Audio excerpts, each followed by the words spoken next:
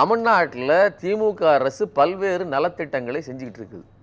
நீங்க இந்த தமிழ்நாட்டுக்கு எலெக்ஷன் வரப்போகுது. மற்ற மாநிலங்களுக்கு என்ன பண்றீங்க? பீகார்னு நண்பர் சொன்னாரு. பீகார் எலெக்ஷனுக்கு ஸ்பெஷல் பேக்கேஜஸ் அறிவிக்கிறாரு. பட்ஜெட்ல வாரி வழங்குறாங்க பணத்தை.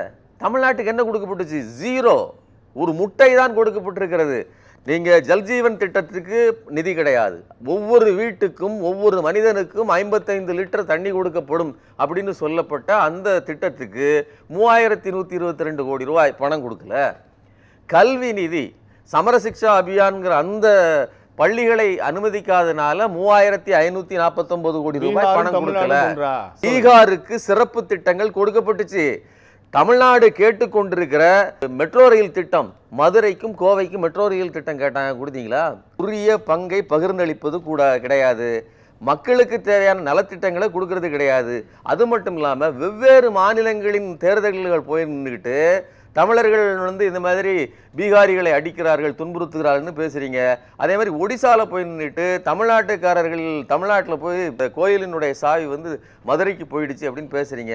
இப்போ தமிழர்களை திருடர்களாக, முரடர்களாக, அயோக்கியர்களாக சித்தரிக்கிற நீங்கள் இன்னைக்கு இங்கே காரைக்காலில் நின்றுக்கிட்டு எனக்கு தமிழ் தெரிய மாட்டேங்குது, தமிழ் பேச முடியல, நான் வருத்தப்படுறேன் அப்படின்னு சொல்லி நாடகம் ஆடுவது என்பது வியூகம் அல்ல.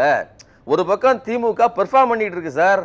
இவ்வளவு நிதி நெருக்கடிக்கு மத்தியிலையும் யாருக்கும் சொல்லாமல் 6500 கோடி ரூபாய் அளவிலான பணத்தை உடனேயே ரிலீஸ் பண்ணி மிகப்பெரிய ஒரு பாய்ச்சலை ஒவ்வொரு வீட்டிலையும் நேற்று காலையில் 5000 ரூபாய், கிட்டத்தட்ட 1,31,00,000 வீடு பெண்களுக்கு போய் சேர்ந்திருக்குது. இவ்வளவு பெரிய ஒரு திட்டத்தை நிறைவேற்றி முடிக்குது.